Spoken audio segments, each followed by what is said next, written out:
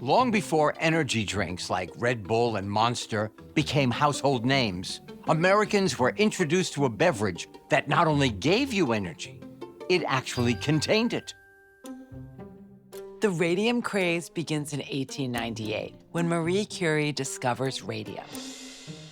It's a new entry on the periodic table, which is very exciting to a chemist, but it's even more exciting to the public because radium glows.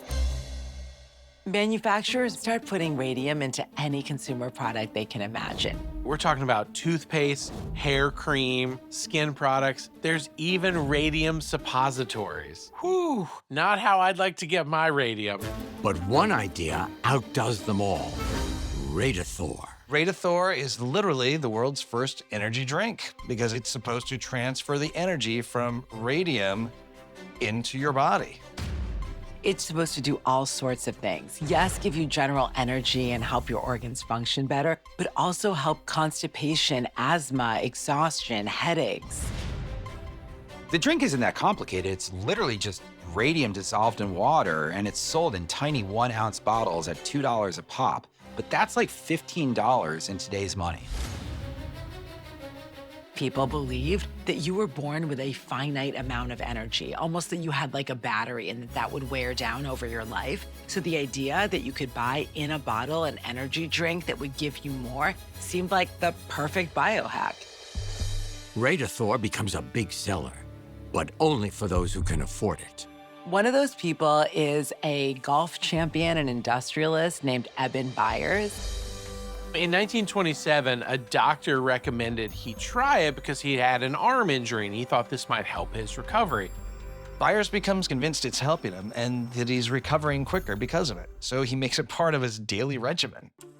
Byers loves this stuff so much, he's actually drinking it 3 times a day. 3 times a day, he is giving himself radium. I know what you're thinking. How's this gonna go for him? Spoiler alert, not so great. Radium comes from decayed thorium and uranium, 2 types of radioactive metals. Sure, radium has energy, but it's radioactive energy. Byers is singing the praises of Radithor to anyone who will listen. He's sending cases to his friends. Pretty soon, whatever effect he thought it was having actually goes away, and he starts to experience weight loss. He's got terrible headaches. Things are not looking good. By 1930, things start turning severe. Byers' teeth fall out. He develops holes in his skull. Eventually, his jaw has to be surgically removed. What do you think he thought? Honestly, when his jaw came off, do you think he was like, well, crap.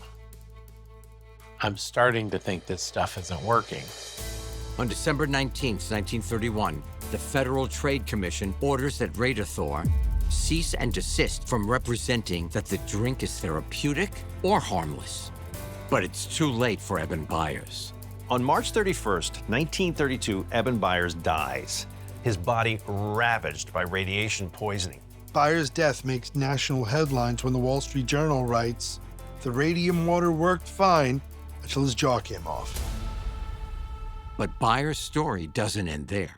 All human bodies have naturally occurring radiation, but Byers actually has to be buried in a lead-lined coffin to contain the radioactivity of his remains. Here he is thinking he's found like the fountain of youth. Turns out it was the fountain of death. The wildest thing is in 1965, they exhumed his body because they wanted to do some testing on it, and they found his body at that time, 30 years later, was still 5 times more radioactive than another human being. Think how popular energy drinks are today. Think how many brands there are. Maybe if it wasn't so expensive, there could have been many, many more Eben Byers. If the zap provided by Radithor was a little too much, you couldn't go wrong with a classic staple, a cool, refreshing glass of milk. But back in the 1800s, milk wasn't always so pure or safe. Our milkman can bring us man's most perfect food, milk. Everybody drank milk growing up at every meal. That's just what you did. But in the 1800s, getting your hands on milk isn't so simple. Milk was produced in rural areas, and when that milk was brought to the cities, One, it incurred travel costs, which made it more expensive, but it also sometimes would spoil. So instead of milk, many Americans are drinking something else. In the 1820s, the price of whiskey is cheaper than the price of beer, milk, tea. At its peak, alcohol consumption is literally 3 times what it is today. The average American was consuming about 2 bottles of whiskey a week. Because of the incredible demand, whiskey makers have hundreds of thousands of pounds worth of byproduct that they don't really know what to do with. To make whiskey, the distillers would take their wheat, their corn, or their rye, they'd boil it, and then they would ferment it. Anything left over is called swill. It's not completely devoid of nutrients, but you wouldn't call it nutritious. Suddenly, some innovators have an idea that there's a real need for milk in American cities. How is milk made? By cows. What do cows eat? Grain. So these city distilleries, they build stables and buy dairy cows, and they start feeding them with the leftover grain from their distilling process. This sounds really good and really progressive. Except that dairy cows aren't as enthusiastic. Those cows did not want that industrial waste, but they get so desperate that they start eating it, and they start producing a ton of milk.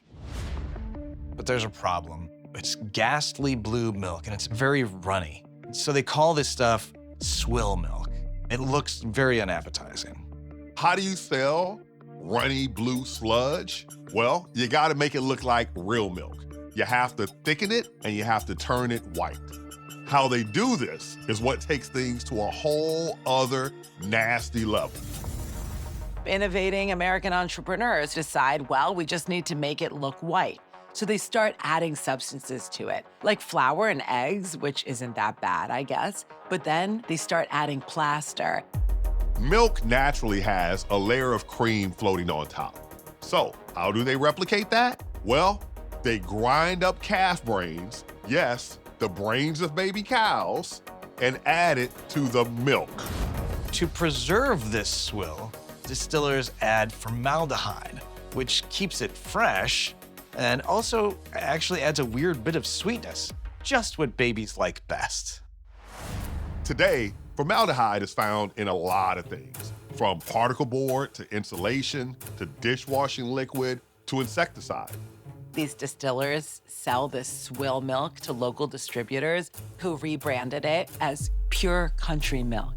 By the late 1830s, swill milk makes up 50 to 80% of all the milk found in the large Northeast cities. This milk is sold in open containers on the street, which make it a breeding ground for all kinds of bacterial diseases like cholera, tuberculosis, and scarlet fever. So Frank Leslie, an investigative journalist, did this huge expose on what was actually going on. He was like the TMZ of the time. This expose causes a public backlash that leads to the New York State Legislature issuing milk regulations.